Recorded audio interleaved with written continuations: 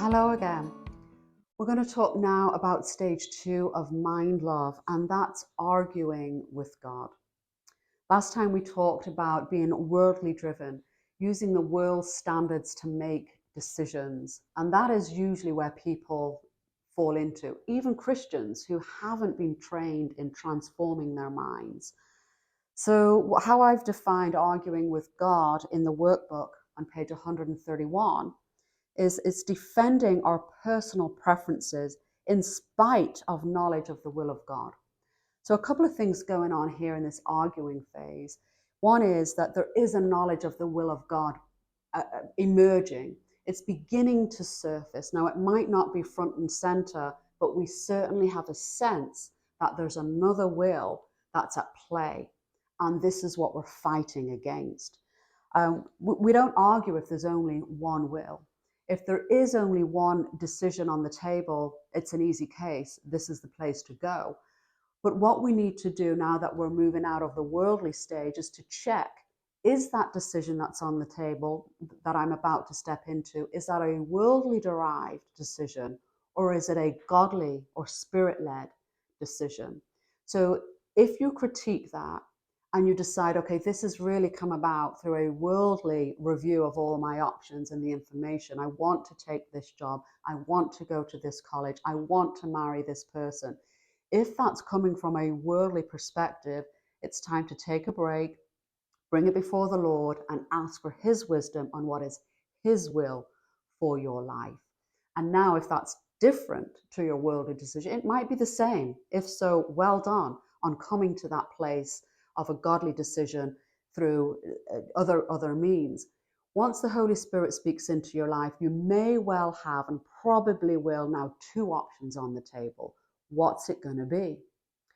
Now, when you're arguing and you find you're battling over, shall I go to this college or this college? Shall I marry this person or not? Shall I take this job or not? When there's a battle going on mentally, it's often because you have a worldly driven perspective and a godly driven perspective. Now, the task of the Christian is to distinguish which is which. So that's what you're going to go through in this section on arguing. When you find yourself stuck between two alternatives, that's the battle of the world and the spirit, or the Bible uses the terms the flesh and the spirit, or your own personal will and God's will. Your own personal agenda needs to be sacrificed for the agenda of God in your life. If you're aiming for that authenticity, to live in the purpose that you've been ordained to live in, which is ultimately what we all want out of life. So when you find yourself in this battle of, I think it might be this, but I want to do this, and I'm not sure whether I should do this, you need to confess.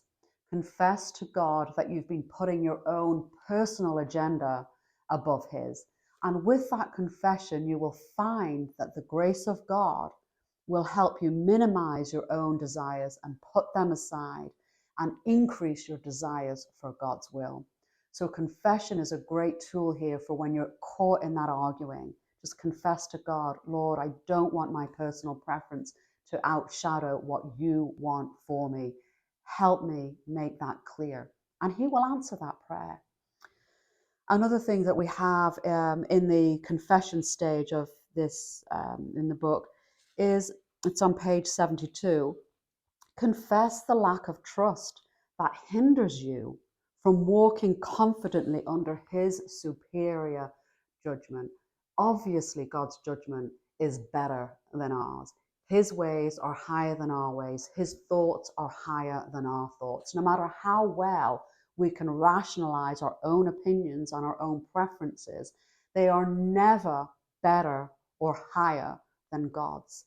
So confess when we feel that we've got such a great argument for our own preferences that when we're not putting them aside, we are limiting God. And it's because we don't trust Him enough. We have to trust that His ways and His choices for us are better than the choices we can make for ourselves. So that's an example of the kind of thing you'll be working through as you go through stage 2 of mind love, arguing with God. Good luck.